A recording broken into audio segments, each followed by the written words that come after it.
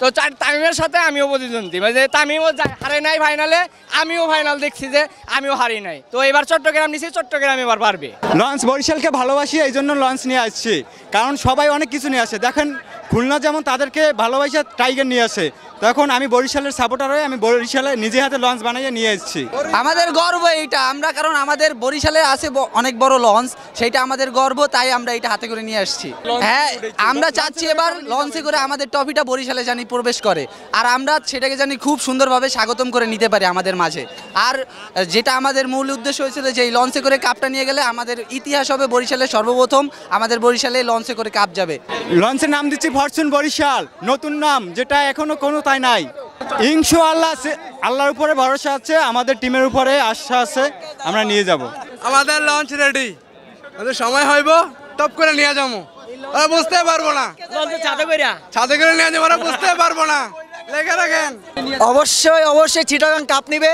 আপনারা দেখবেন সকল দর্শককে স্তব্ধ করে চিটাগাং কাপ নিবে, কারণ লায়ন কিন্তু একদম অপেক্ষা করে খচা দিতে, আর ওনারা যত দর্শক আছে সবাইকে হার মানিয়ে আজকে চিটাগাং কাপ নিবে, মিলিয়ে নিবে। মনে রাখো ভাইয়া, মনে রাখো, অবশ্যই মনে চ্যালেঞ্জ ভাইয়া, চ্যালেঞ্জ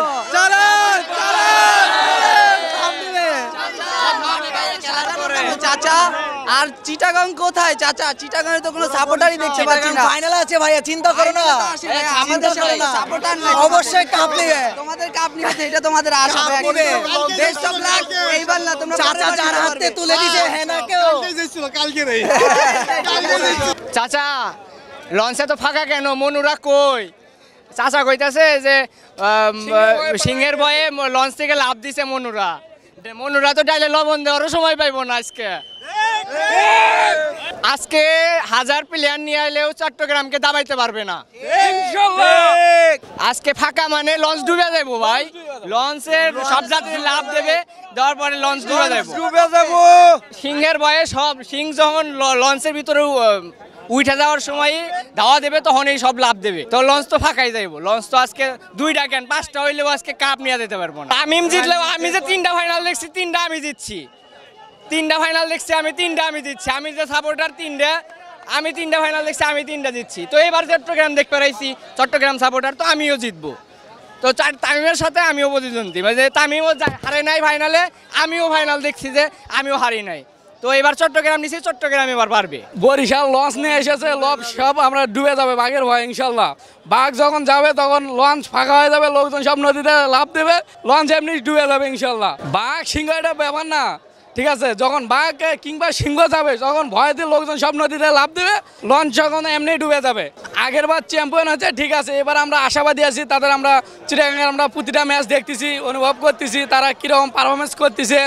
আমরা এটা দেখে এতদূর পর্যন্ত আইছি, তো এত যদি পারফরমেন্স ভালো যদি না থাকতো তাহলে তো ফাইনালে আসতো না। প্রত্যাশাবাদী যে আমরা আজকে কাপটা জিতবো, আমাদের একটা টিমগত পারফরমেন্স দেওয়ার আশাবাদী আমরা। আমাদের এখানে মেইন শক্তি দেশীয় প্লেয়াররা আলিসাল ইসলাম, শামীম হোসেন পাটোয়ারি, তারপর পারভেজ হোসেন ইমন, শরীফুল। আমরা আশা করি যে টিমগত একটা পারফরমেন্সে আমরা ইনশাল্লাহ জিততে পারবো, বরিশাল লঞ্চটা ডুবাই দেওয়া যাবে ইনশাল্লাহ। হ্যাঁ, বরিশালের সাপোর্টার বেশি, আমরা বরিশালে দেখা যাচ্ছে যে অনেক ভালো ভালো বাইরের প্লেয়াররা আছে। চট্টগ্রামের সাপোর্টার একটু কম তার তুলনায়, যেটা অনেস্টলি।